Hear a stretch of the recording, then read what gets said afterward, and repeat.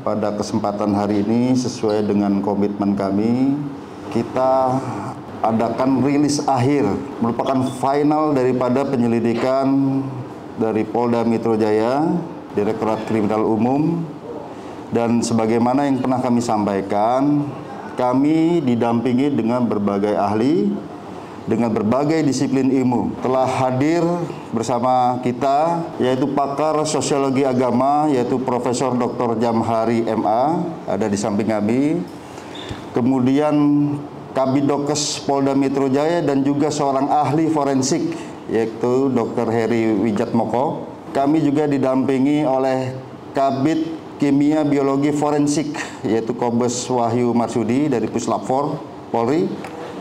Kemudian didampingi juga tim Apsifor di mana diketuai oleh Ibu Reni Kusumawardani hadir bersama kita. Kemudian hadir pula tim ahli kedokteran forensik yang juga menjabat sebagai Kepala Instalasi Forensik RSTM yaitu Dr. Ade Firmansyah Sugiharto. Ini dari kedokteran forensik UI, RSCM, dan juga bergabung dengan kedokteran forensik Polri di bawah pimpinan Dr. Asri, spesialis forensik. Rekan-rekan sekalian, sebagaimana kita ketahui bahwa metode penyelidikan yang kami kedepankan yaitu adalah scientific crime investigation. Ketika kita melakukan penyelidikan ilmiah, kita harus secara terus-menerus menelusuri, menganalisis dan mengkonfirmasi bukti yang tersedia untuk memastikan bahwa hasilnya akurat dan dapat dipertanggungjawabkan. Scientific crime investigation ini adalah cara modern dalam menyelesaikan kasus-kasus kejahatan. Sebuah metode yang memadukan teknis, prosedur, dan teori ilmiah untuk mengumpulkan bukti untuk melawan kejahatan dan memenuhi kebutuhan hukum.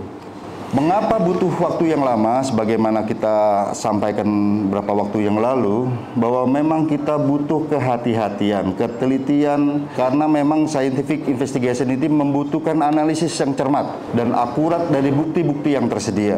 Proses ini melibatkan pengumpulan, kemudian verifikasi dan analisis data secara langsung. Setiap tahap dan proses harus melalui tahap verifikasi yang ketat. Selanjutnya, metode penyelidikan kami ini, yang pertama metode penyelidikan secara induktif, artinya bermula dari TKP. Yang bermain pada metode penyelidikan induktif ini yang pertama adalah kedokteran forensik, histopatologi forensik, dan forensik imaging. Kemudian laboratorium forensik ini dari kimia biologi forensik, itu untuk menentukan salah satunya adalah toksikologi tentang racun dan juga DNA. Kemudian ada Inavis, ini juga pada olah TKP untuk mencari sidik jari, bahkan untuk memastikan apakah jenazah ini merupakan jenazah identitasnya sesuai dengan KTP tersebut. Dari induktif ini kita ketemukan barang bukti elektronik. Nah, ini melibatkan juga digital forensik, laboratorium digital forensik. Nah, dalam metode ini kita harapkan biasa terhadap kejahatan-kejahatan tertentu kita bisa menemukan potensial suspek. Kemudian secara deduktif artinya mulai dari luar, ya secara konvensional penyidik telah melakukan penyelidikan itu dengan metode eliciting, wawancara, klarifikasi terhadap saksi-saksi. Nah, ini gabungan misalnya dari digital forensik kita ketemukan petunjuk close contact, kita ketemu saksi. Kita adakan klarifikasi dan ternyata kami menemukan petunjuk yang sangat penting. Di sini karena masih fase penyelidikan, kita juga meminta bantuan dari para ahli-ahli tertentu. Misalnya dalam kasus ini karena ditemukan buku lintas agama, kita melibatkan ahli agama Islam, agama Kristen, kemudian dipadukan, dianalisis oleh beliau dari ahli sosiologi agama. Kita harus berkolaborasi, apalagi menghadapi kasus yang cukup rumit ini. Kami bersama-sama menganalisis berdasarkan keilmuan masing-masing. Kami melaksanakan metode yang secara terpisah, namun ternyata kemarin setelah kita adakan analisa dan evaluasi, kita adakan konsolidasi antar metode ini ternyata menemukan suatu keidentikan. Oleh karenanya, rekan-rekan sekalian, Yang pertama, Puslap 4 Baris Krim Polri, yaitu Ketua Kabid Kimia Biologi Forensik untuk menjelaskan metode kriminalistik yang ada di TKP guna mendukung pengungkapan kasus ini. Kami persilakan. Kami mencoba melakukan pengamatan umum di TKP dulu. Dari TKP, tim melakukan pemeriksaan secara detail mulai dari akses masuk, lalu masuk lagi ke pintu-pintu, ke belakang sampai ke pintu belakang.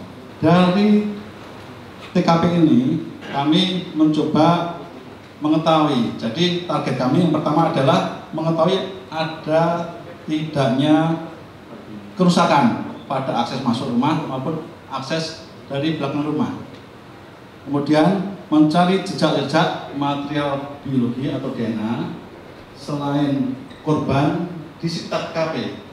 Kalau ada jejak DNA selain DNA korban, maka bisa diduga ada orang lain yang pernah masuk ke dalam TKP tersebut.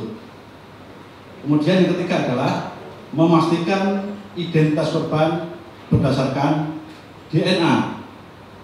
Nanti kita bandingkan dengan DNA yang masih hidup. Kemudian pemeriksaan kondisi umum mayat, dan yang terakhir adalah pemeriksaan terkait dengan toksikologi. Maka dari situ kita dari sisi forensik menyimpulkan bahwa hasil TKP tidak ditemukan ada kerusakan baik akses keluar maupun masuk dari rumah tersebut. Berarti tidak ada orang dari luar yang masuk atau orang dari dalam yang keluar. Kemudian yang kedua, hasil pemeriksaan laboratorium DNA menunjukkan tidak ditemukan adanya DNA selain 4 korban yang ada di TKP tersebut. Ini klop dengan hasil dari kerusakan TKP. Yang ketiga, hasil pemeriksaan lab DNA menunjukkan benar bahwa keempat korban tersebut adalah satu keluarga, yaitu antara ayah Rudianto Gunawan dengan ibu Reni Margareta, anak Dian Febianto, dan paman Rudianto Gunawan. Nah, ini setelah kita bandingkan dengan tadi keluarganya masih hidup dengan metode sibling. Metode sibling itu adalah metode pemeriksaan DNA dari sisi kekerabatan. Kemudian kesimpulan yang keempat adalah hasil pemeriksaan lab toksikologi terhadap seluruh organ milik para korban tidak kita temukan adanya pestisida, arsen, sianid, dan bahan kimia dan obat-obatan yang berbahaya lainnya. Dan yang kelima, hasil pemeriksaan dari lab toksikologi terhadap organ hepar dari Ibu Reni Margareta tadi, kita temukan adanya kandungan tamoxifen, yaitu obat kanker payudara. Dan yang terakhir, bahwa kita juga temukan adanya cairan berwarna bening di TKP. Setelah kita periksa ternyata juga positif terkandung tamoxifen. Artinya klop bahwa di TKP memang ada tamoxifen dalam bentuk cairan, dan korban Reni Margareta juga di hatinya terdeteksi adanya tamoxifen. Tapi sekali lagi bahwa tamoxifen adalah bukan racun, itu adalah obat. Dan rekan-rekan bisa melihat adanya kerjasama keeditikan nanti antara kedokteran forensik dan laboratorium forensik. Oleh karenanya untuk lebih jelasnya kami persilakan dari tim kedokteran forensik untuk menjelaskan. Kami persilakan Dr. Ade dari RSM UI. Hasil penyelidikan kami secara mendalam pada keempat jenazah ini, kita lihat setelah kita lakukan pemeriksaan luar dan dalam, kemudian kita lakukan pemeriksaan penunjang tadi dengan forensic light source, dan akhirnya pemeriksaan histopatologi forensik, yang kami sangat bersyukur bahwa ternyata masih ada petunjuk terkait kelainan-kelainan pada organ yang akhirnya bisa mengarah kepada penyebab kematian. Di sini kita lihat pada Bapak Rudianto masih bisa kita temukan adanya gambaran perdarahan saluran cerna sekali, dan juga adanya bukti-bukti yang diduga sebagai infeksi saluran cerna. Lalu pada Ibu Reni yang berusia 56 tahun juga kita, karena adanya ditemukan tamoxifen, maka kita juga mencari efek serius dari tamoxifen itu yang terkait yang dapat mengakibatkan pengentalan darah yang dapat terjadi secara sistemik, namun kita tidak temukan adanya gambaran-gambaran efek serius tersebut baik di organ-organ seperti di jantung maupun di usus. Namun juga kita lihat bahwa tamoxifen ini adalah sebuah petunjuk pengobatan yang digunakan baik itu untuk mengobati kanker payudara ataupun memberi efek untuk pencegahan sakit kanker payudara. Maka kita periksa bagian payudara, jaringan payudaranya, dan kita temukan adanya kelainan-kelainan susunan jaringan di payudara yang juga dapat mengarah pada kondisi keganasan ataupun benjolan-benjolan yang juga dapat berakibat fatal.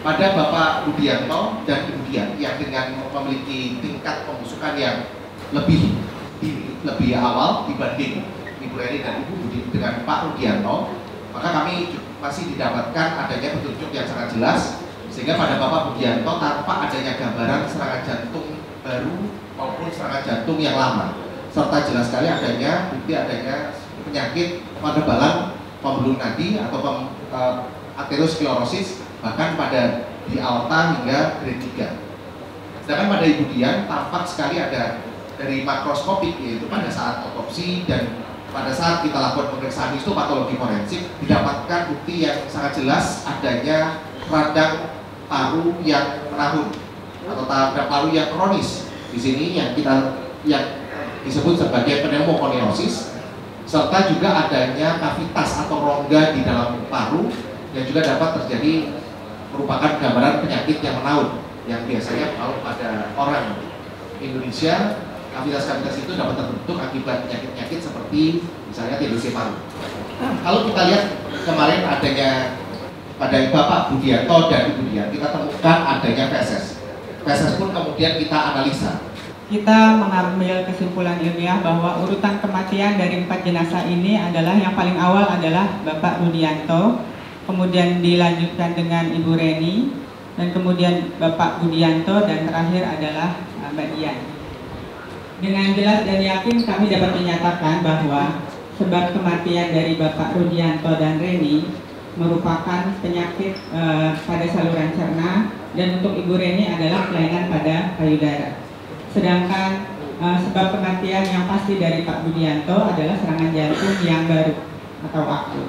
Untuk sebab kematian dari Ibu Dian merupakan gangguan pernafasan yang disertai dengan penyakit pernafasan yang kronis. Pada keempat jenazah secara yakin kami tidak menemukan tanda-tanda kekerasan maupun luka-luka pada tempatnya, dan ditemukannya analisa feses, yaitu ditemukannya karbohidrat dan serat pada analisa feses pada Bapak Budianto dan Mbak Dian, itu sudah menyingkirkan asumsi bahwa mereka berdua meninggal karena kelaparan.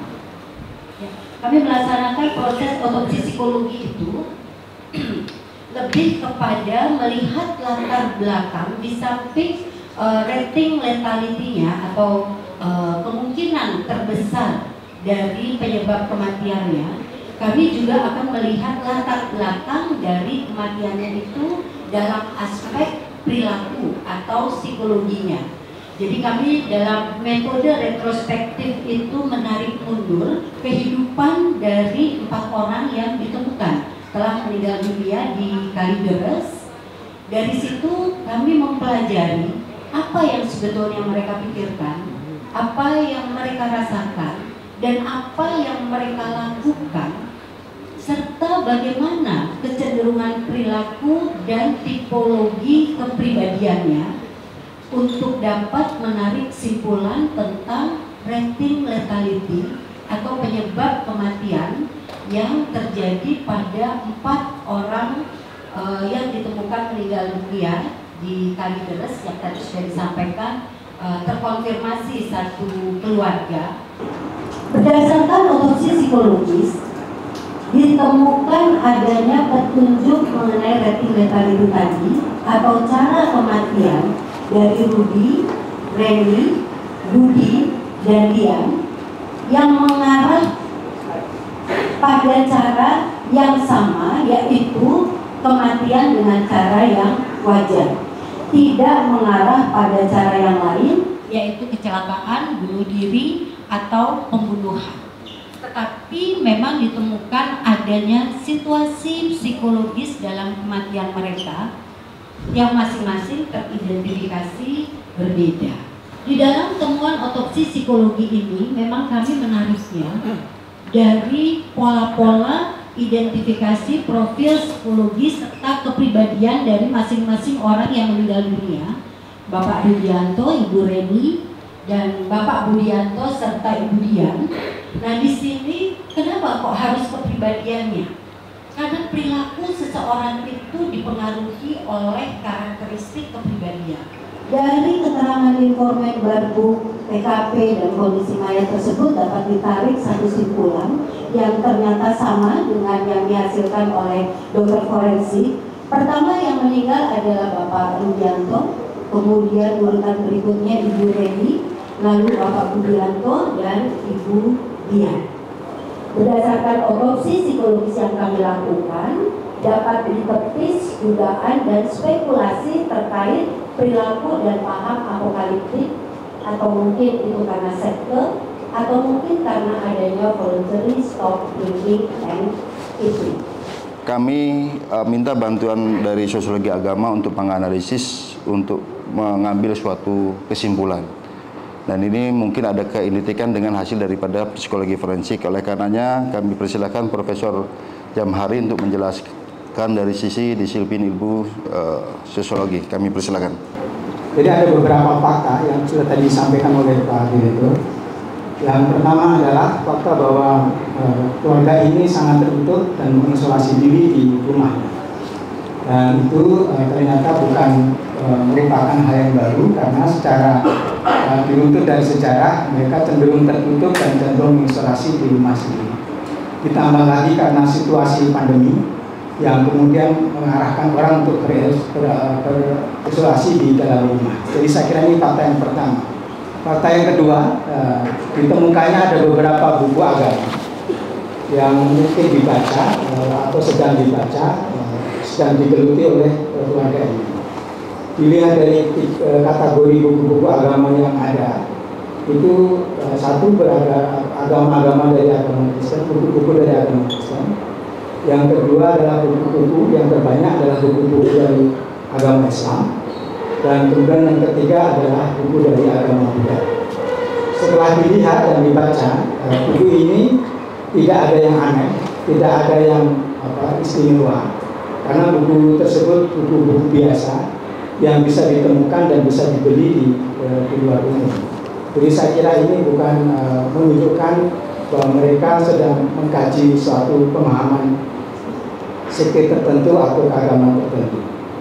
Yang ketiga, ditemukan fakta bahwa mereka sedang melakukan ritual tertentu, karena ada beberapa raja atau wafat atau sedang mantra, atau juga ada selembar kertas yang tertulis ada beberapa kalimat ayat-ayat Al-Quran disertai dengan minuman, jeruk nipis dan seterusnya, yang merupakan barangkali itu adalah ramuan obat yang disertai doa untuk penyembuhan dari keluarga tersebut. Dan setelah saya lihat wafat dan tulisan yang ada di situ itu hampir semuanya karakternya adalah bahasa Arab. Nah, ini sesungguhnya ritual-ritual yang dilakukan oleh keluarga ini itu juga sesungguhnya bukan aneh, karena orang di luar sekte pun atau orang kebiasaan biasa pun juga melakukan ritual-ritual seperti yang dilakukan oleh keluarga ini. Kesimpulan saya, mereka bukan penganut sekte, apalagi apokaliptik. Mereka orang normal yang bisa meninggal secara wajar karena penyakit dan yang lainnya. Dari hasil penyelidikan kami, baik itu menggunakan metode eliciting, kemudian klarifikasi terhadap saksi terdekat, maupun hasil dari digital forensik kita menemukan petunjuk-petunjuk ataupun titik terang, ya. Ada keidentikan dengan hasil penelitian dari psikologi forensik maupun sosiologi agama, yaitu dari keempat orang ini atau jenazah ini semasa hidupnya, yang mereka tidak menggunakan cara-cara yang biasa untuk menyembuhkan penyakitnya. Sebagai contoh, kita adakan penelusuran dari BPJS selama 2 tahun. BPJS juga tidak pernah digunakan. Kemudian ada salah satu orang saksi pada saat Budianto ini, almarhum Budianto, menjual mobil, menyatakan bahwa uang digunakan untuk berobat ke rumah sakit Tarakan. Tetapi setelah kita teliti di administrasi sana tidak pernah ada pasien atas nama 4 orang yang meninggal ini, salah satu ataupun 4 orang yang meninggal ini, jadi tidak ada. Kemudian rekan-rekan sekalian, kami perlu sampaikan dari penyelidikan digital forensik, dan ini ada persesuaian juga. Dan ini merupakan petunjuk penting juga buat kami, sehingga sejak awal kami sudah ada titik terang yang kami maksud di sini, yaitu hasil penyelidikan melalui digital forensik. Sebenarnya banyak ya, tetapi kami hanya jelaskan sebagian. Kami harapannya adalah apabila ini tindak pidana, kami bisa menemukan potensial suspek, kira-kira siapa tersangkanya, ataupun close contact. Close contact ya, di sini kami telusuri, ternyata yang kami dapatkan pada waktu-waktu tertentu di saat bulan Maret sampai waktu kematian, itu ada beberapa nomor yang justru menepis bahwa ini terjadi tindak pidana tertentu, apakah itu pencurian kekerasan ataupun pencurian biasa. Penjelasan dari tim ahli kami yang mendampingi kami di sini sebagai wujud daripada interkolaborasi profesi, kesimpulan akhir daripada penyelidikan kami ini, tidak ditemukan adanya peristiwa pidana yang menyebabkan kematian 4 orang di TKP tersebut. Kemudian yang kedua, tidak ditemukan motif ataupun alasan kematian terhadap 4 orang, yaitu apakah itu karena bunuh diri, suicide, itu tidak ditemukan, ataupun pembunuhan, homicide, dengan alasan apapun, apakah pencurian dengan kekerasan, kemudian tindak pidana lain, itu tidak ditemukan di sana. Kami telah menemukan bahwa kematian yang terjadi di TKP Kalideres ini adalah kematian wajar dalam kondisi yang tidak wajar. Kemudian ini pesan pada masyarakat bahwa kita jangan percaya terhadap asumsi.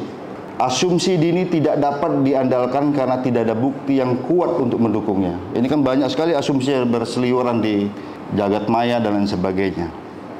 Asumsi dini bisa menyebabkan diskriminasi dan stigma terhadap orang yang terlibat dalam kasus. Kemudian yang ketiga, asumsi dini bisa menghambat proses penyelidikan yang objektif. Nanti yang terjadi adalah kebenaran bukan berdasarkan fakta, tetapi berdasarkan banyaknya suara. Ini yang menimbulkan nanti adanya fenomena post-truth yang akan kami jelaskan di belakang. Asumsi dini bisa menyebabkan polisi untuk perhatian pada suatu hipotesis tertentu dan mengabaikan bukti lain yang mungkin bisa menjelaskan kasus. Ya, kemudian asumsi dini bisa menyebabkan pengambilan keputusan yang salah dalam menyelesaikan kasus. Dan di era digital ini, revolusi 4.0, ya, di mana masyarakat sebagian besar ini sudah sangat familiar dengan menggunakan media sosial, internet dan sebagainya. Sering kita mendengar istilah post-truth. Post-truth merujuk pada situasi di mana fakta dan opini bercampur dan sulit dibedakan. Hal ini dapat menimbulkan kesalahpahaman dan kerancuan di kalangan masyarakat. Oleh karena itu penting bagi kita semua untuk membedakan antara fakta dan opini, dan mempercayai informasi yang terpercaya dari sumber yang tepat. Jadi sekali lagi, mungkin yang terjadi adalah kebenaran bukan berdasarkan fakta, tetapi berdasarkan banyaknya suara. Sepakat terjadi ini, itu yang terjadi, padahal faktanya tidak seperti itu.